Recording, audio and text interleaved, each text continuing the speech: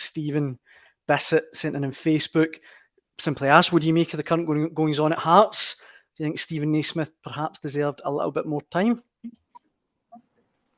Well, look, again, I don't know the inner goings on, but I'm certainly a person within football that thinks that managers need time. You know, I think that it's an important and essential part of success, time and stability. And I think often when you give a manager a contract, it shows that you have belief in the way he works. I think you can tell from early on whether you've got the right manager or not. And once you've got the right manager, as in it looks like Hearts believed they did have the right manager, because giving him a new contract at the start of this season would indicate that, then I think you have to give him time. I understand the pressures that go with Hearts. I understand the demands to win games of football. But I also know that part of the journey, generally in success, is going through these periods and staying tight and true. And I was disappointed for Steven. Mm-hmm. You know, the other thing is as well, and I don't know how Hearts operate, how they evaluate performances.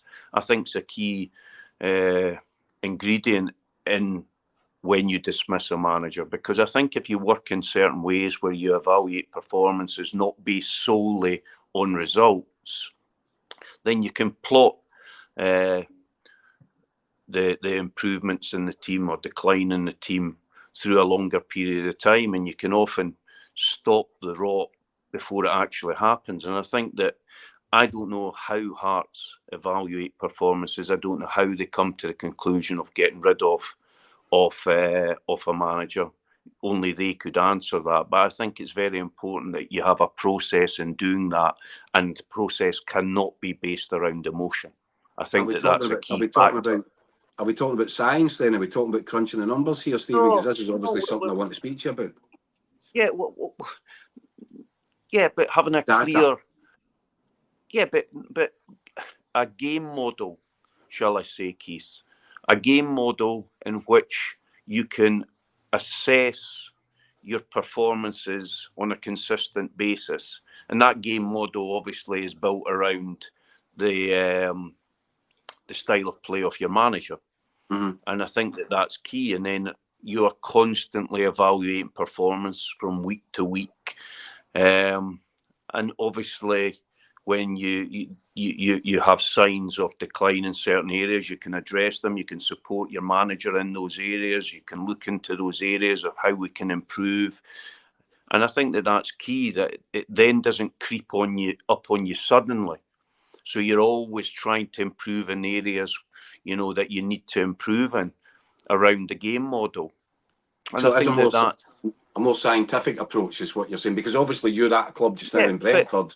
Well, it's all about the algorithms. Yeah, but it's an approach analytics as well. It's an approach where you're not using the data or the game model to beat the manager over the head with. You're using it to support him and help him and make things better. And I think that's really important. You know, this weekend down in England, you know, there's a few clubs where I think that people were expecting managers to lose their job, and they haven't. And I'm really pleased. I'm delighted with that, because I think that's an important factor, that part of the journey of a football manager and part of his development is actually to manage through difficult periods. Yeah. And he's got to be given the chance to do that. Now, eventually there comes a time where everybody has to accept that it's run its journey.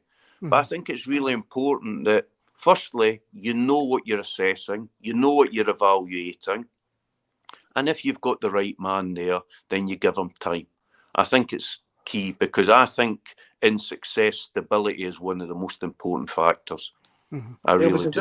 Is this some of the stuff that you've learned from your time at Brentford? Because we know that they are really modern in the way that they go about driving the club and looking for these minor gains and all that. And there is a lot of supercomputers and analytics involved.